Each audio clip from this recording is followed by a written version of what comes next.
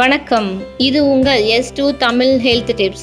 First time வீடியோவை பார்க்குறவங்க மறக்காம சப்ஸ்கிரைப் பண்ணிடுங்க.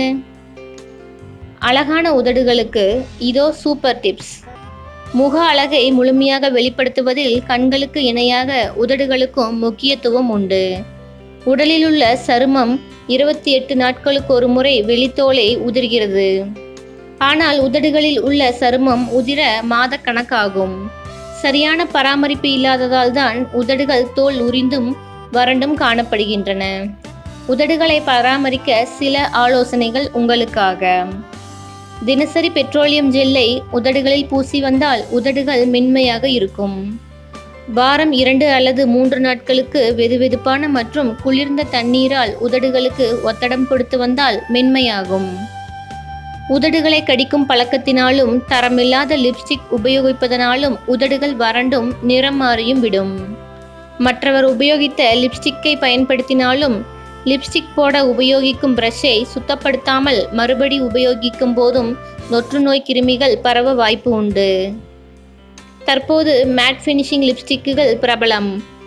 அவற்றில் ஈரப்பதம் குறைவு என்பதால் உதடுகளில் உள்ள இயற்கையான எண்ணெய்களை அழித்துவிடும். எனவே அவற்றை எப்போதுதான் உபயோகிக்க வேண்டும். இரவு படுக்கைக்கு செல்வதற்கு முன் உதடுகளில் உள்ள லிப்ஸ்டிக்கை சுத்தமாக அகற்றிவிட வேண்டும். லிப்ஸ்டிக்கை நேரடியாக அப்படியே பூசக்கூடாது. அது உதடுகளின் முழுமையான அழகை வெளிப்படுத்தாது. எனவே லிப் பிரஷின் உதவியாலேயே லிப்ஸ்டிக் போட வேண்டும்.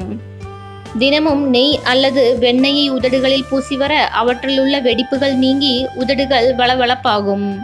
முட்டையின் வெள்ளை கருவோடு அரை ஸ்பூன் பாதாம் பவுடரை கலந்து அத்துடன் கொஞ்சம் பாலாடையை சேர்த்து உதடுகளில் பூசி வர வறண்ட உதடுகள் அழகாகும்.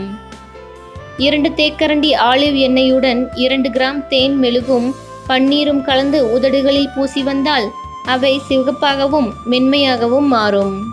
கொத்துமல்லி சாற்றை உதடுகளில் தினமும் பூசி வந்தால் அவை இயற்கையிலேயே சிவப்பு நிறத்தை பெறும்.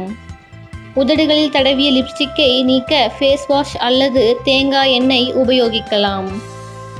லிப்ஸ்டிக் போடுவதற்கு முன் உதடுகளில் ஐஸ் கட்டிகளை ஒற்றி எடுத்தால் லிப்ஸ்டிக் நீண்ட நேரத்திற்கு அப்படியே இருக்கும். உடல் நல கோளாறுகள் இருந்தாலும் உதடுகள் பொலிவிழந்து காணப்படும். உதாரணத்திற்கு விட்டமின் B குறைபாடு உள்ளவர்களுக்கு உதடுகளின் ஓரத்தில் புண்கள் மாதிரி காணப்படும். அதற்கு சிகிச்சை எடுத்துக்கொண்டால் சரியாகிவிடும். இந்த வீடியோ உங்களுக்கு பிடிச்சிருந்தா லைக் மற்றும் கமெண்ட் பண்ணுங்க. சப்ஸ்கிரைப் பண்ண மறந்துடாதீங்க. தேங்க்ஸ் ஃபார் வாட்சிங்.